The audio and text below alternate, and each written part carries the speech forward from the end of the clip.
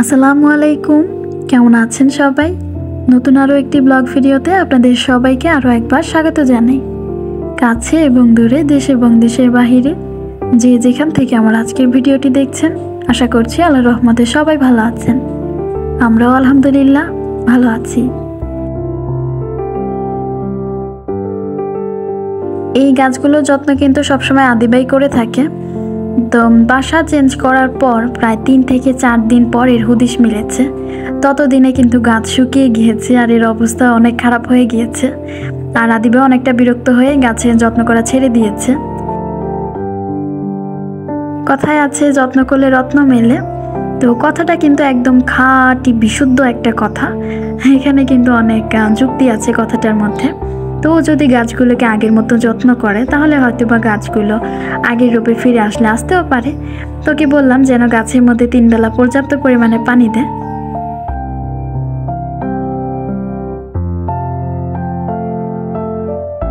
মাঝে মধ্যে আমাদের জীবনে এমন কিছু পরিস্থিতি চলে আসে, তখন কিন্তু আমাদের কাছে মনে হয় মৃত্যুটা হয়তো বা আমাদের জন্য বেটার, বা মরণ আসলে হয়তো বা আমি খুশি হতাম, বা মরে যাই, বা আল্লাহ তুমি আমাকে নিয়ে যাও। তো এরকম যে চিন্তাধারা, তো কিছু কিছু পরিস্থিতির কারণে এগুলো কিন্তু 24 ঘন্টায় আমাদের মাথার মাঝখানে ঘুরপাক খায়। পৃথিবীতে বেঁচে থাকার মতো আনন্দ আর কিছুই নেই। হাজারো রকমের জিনিস সেখান থেকে উপলব্ধি করা যায়। সেখানে সুখ, দুঃখ, ভালোবাসা, অভাব, অনটন সব কিছুই থাকবে। কত অপূর্ব সব দৃশ্য চারিদিকে, হয়তোবা আমরা তা কখনোই মন দিয়ে দেখি না বা উপলব্ধি করতে পারি না। পৃথিবীর সমস্ত মানুষ যেমন এক না, তেমনি কিন্তু তাদের চিন্তাধারা বা মন মানসিকতা এসব কিছুই কিন্তু তাদের আলাদা হয়ে থাকে। আমাদের সমাজে এমন কিছু মানুষজন আছেন যাদের দেখা যায় যে নানান কারণে হতাশ হয়ে আছে বা ভেঙে পড়েছেন। তেমন কিন্তু অনেক মানুষজন আছেন নানান পরিস্থিতির কারণে কিন্তু এগুলো তাদের সাথে হয়ে থাকে। আর সময় খারাপ হলে তো কোনো কথাই নেই। সেখানে পাড়া প্রতিবেশী বলি বা বাড়ির লোকজনই বলি না কেন, সবাই কিন্তু তখন খোঁচা মেরেই কথা বলে। এই বিষয়গুলো হয়তো বা আমরা অনেকেই মেনে নিতে পারি, আবার অনেকের ক্ষেত্রে দেখা যায় যে আমরা মেনে নিতে পারি না। তো আমার মতে এই সমস্ত কথাবার্তাগুলোকে একটা সাইডে রেখে যদি নিজেকে নতুনভাবে প্রস্তুত করা যায় বা নিজেকে যদি নতুনভাবে তৈরি করা যায়, তো সেই ক্ষেত্রে কিন্তু আসলে বিষয়টা মন্দ হয় না, তাই না? তবে আমরা এই ক্ষেত্রে অনেকে একটা ভুল কাজ করে ফেলি। এই সমস্ত কথাবার্তা যখন সহ্য করতে না পারি, যখন নিজে থেকে অনেকটা ভেঙে পড়ি, তো তখন অনেকের ক্ষেত্রে মনে হয় আমাকে দ্বারা কিচ্ছু হবে না, বা আমার এই পৃথিবীতে জন্ম নেওয়াটাই বৃথা ছিল। তো সেই ক্ষেত্রে অনেকেই করে কি, মৃত্যুর যে পথটা থাকে ওটাই কিন্তু তারা বেছে নেয়। নতুন করে বাঁচার যে একটা আশা বা আকাঙ্ক্ষা, ওটা কিন্তু তখন আর তারা মাথায় রাখে না। তো এই মৃত্যুর যে একটা কথা, ওইটাই কিন্তু তখন দেখা যায় যে 24 ঘন্টা তাদের মাথায় ঘুরপাক খায়।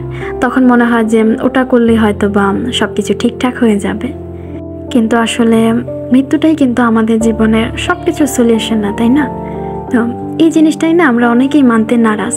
তো সেখান থেকে দেখা যায় যে অনেকেই যখন একদম শেষ সময়টাতে এসে কিন্তু তারা অনেকটাই হাহাকার করে।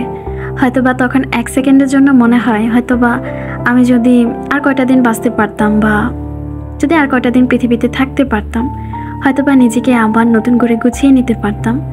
তো হয়তোবা তখন সে আফসোসগুলো করে কোনো লাভ হবে না, কারণ সে একদম শেষ পর্যায়ে কিন্তু তখন চলে এসেছে। তো সেই মুহূর্তে আসলে সেই কথাগুলো বলেও কোনো লাভ নেই। হয়তোবা তখন হাহাকার করা ছাড়া কিছুই করা থাকে না।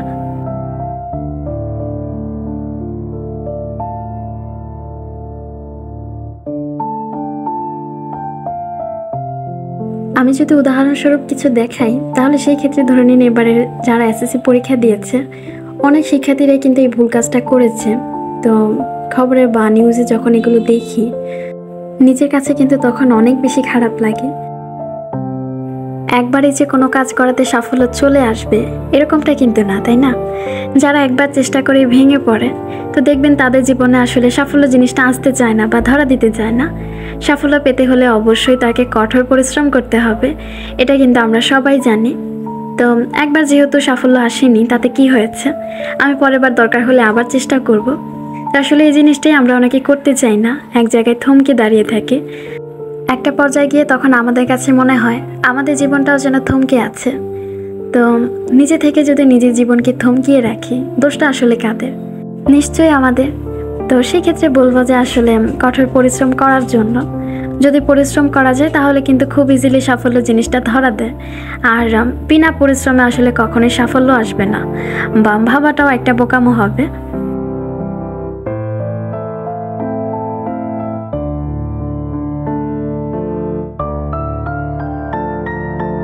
আমার শরীর ভালো না থাকার কারণে আদিবা কিন্তু আজকে আমাকে নানান কাজে সাহায্য করেছে।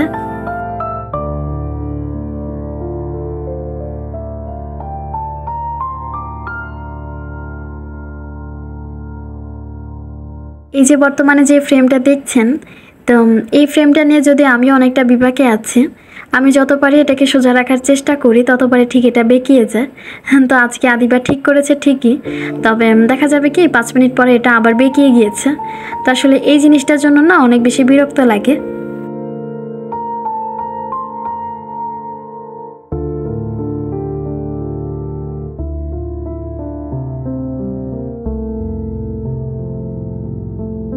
আমার আজকের ভিডিওটি দেখতে দেখতে যারা এই পর্যায়ে চলে এসেছেন এবং একটা লাইক দিতে ভুলে গিয়েছেন, আশা করছি তারা একটা লাইক দিয়ে যাবেন। আর আপনি যদি আমার চ্যানেলে নতুন হয়ে থাকেন তো চাইলে আমার চ্যানেলটাকে সাবস্ক্রাইব করে আমার পাশেই থাকতে পারেন। আমার চ্যানেলে হুট করে একটা প্রবলেম দেখা দিয়েছে। ইদানিং কয়েকদিন ধরে প্রচুর পরিমাণে ওয়াচ কেটে নিয়ে যাচ্ছে। তো কেন এই ওয়াচ টাইম কেটে নিয়ে যাচ্ছে সেটাও জানি না, বা কী কারণে হচ্ছে সেটাও বুঝতে পারছি না। তো আসলে এত কষ্ট করে ভিডিও দেওয়ার পর যখন দেখি ওয়াচ টাইম তো বাড়ছেই না, শুধু কেটেই যাচ্ছে, তো আসলে এটা দেখার পর না তখন খুবই খারাপ লাগে। এই জিনিসটা কেন হচ্ছে যদি আপনাদের কারো জানা থাকে তো প্লিজ কমেন্ট করে জানিয়ে যাবেন, এটা যদি আমার জন্য অনেকটা উপকার হবে। আরিয়ান যদি এতক্ষণ তার নানুর বাসায় ছিল, তো এই যে এখন বাসায় এসেছে, আশা করি আপনারা ওর শব্দ শুনে বুঝতে পেরেছেন। আর এই সাইড দিয়ে আপনারা শব্দ শুনতে পাচ্ছেন কি না বুঝতে পারছি না, তবে আমার মেয়ে কিন্তু দরজার মধ্যে প্রচুর পরিমাণে বাড়ি দিচ্ছে যেন আমি দরজাটা খুলে দিই। আসলে দরজাটা খুলে দিলেই হচ্ছে ঝামেলা, সে আর আমাকে ভয়েস দিতে দেবে না। আমি যদিও তার খালামুনির কাছে তাকে বসিয়ে রেখে এসেছি, তবে বাচ্চা মানুষ তো দেখা যায় যে খুব একটা বেশিক্ষণ থাকতে চায় না। আমার এই ছোট্ট 2 হল্লাপাটির কারণে কিন্তু এখন আর আমি আগের মতো ভিডিও দিতে পারছি না। তো তারপর আসলে কিছু করার নেই, সব কিছু ম্যানেজ করেই কাজ করা লাগে।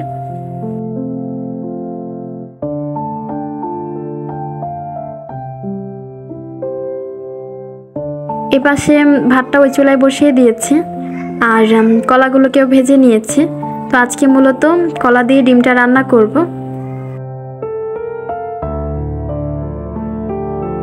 এভাবে যদিও মাঝে মধ্যে রান্না করে খাওয়া হয়, তবে দেখা যায় যে কলা দিয়ে ডিমটা আমার কাছে বেশি ভালো লাগে। হালকা করে ভেজে তারপর রান্না করে খেতে কিন্তু অনেক বেশি ভালো লাগে। এপাশে আমি একটা প্যানের মধ্যে অল্প পরিমাণে একটু পেঁয়াজ কুচি দিয়ে দিয়েছি তেলের মধ্যে, আর এবার এর মধ্যে দিয়ে দিচ্ছি কয়েকটা তেজপাতা, একদম ছোট ছোট করে আমি টুকরা করে নিয়েছি হাত দিয়ে আর কি, ওগুলো দিয়ে দিয়েছি। সেই সাথে এখানে অল্প পরিমাণে একটু চাল দিয়ে দিলাম। আর এবার সব কিছু একটু ভালো মতো সময় নিয়ে ভাজা ভাজা করে নিচ্ছি। আর এবার এই জায়গায় পরিমাণ মতো একটু জিরা দিয়ে দিলাম। তো আবারও সব কিছু একটু ভালো মতো ভাজা ভাজা করে নিচ্ছে। সব কিছু একসাথে ভাজার পর যখন এরকম একটা গাঢ় কালার চলে আসবে, তো তখন কিন্তু আমি এখান থেকে সব কিছু একসাথে নামিয়ে নিচ্ছি। এটা যখন নামানো হয়ে যাবে তখন কিন্তু আমি সব কিছু একসাথে ভালো মতো পেস্ট করে নেব।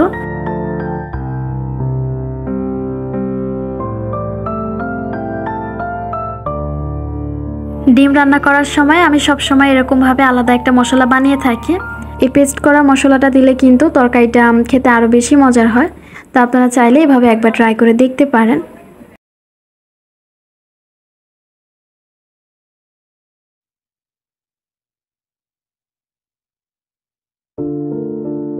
সমস্ত মশলাগুলোকে একসাথে কষিয়ে নেওয়ার পর আমি এখানে আগে থেকে ভেজে রাখা কলাগুলোকে দিয়ে দিয়েছি। পরিমাণ মতো একটু পানি দিয়ে দিলাম আর একটা ঢাকনা দিয়ে ঢেকে দিয়েছি। আর এই হচ্ছে সেই কাঙ্ক্ষিত মশলাটা যেটা আমি হাতে বানিয়েছি। আর এবার হচ্ছে আমি এখানে এটা দিয়ে দিচ্ছি। এতে করে হচ্ছে এটার ঘনত্বটা একটু বাড়ে আর সেই সাথে খেতেও কিন্তু অনেক বেশি মজা লাগে।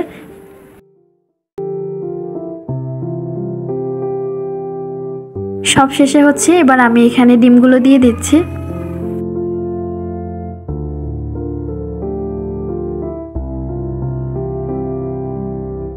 এই তো এই পাশে দুপুরে রান্নাবান্না সব কিছু করে নিয়েছি।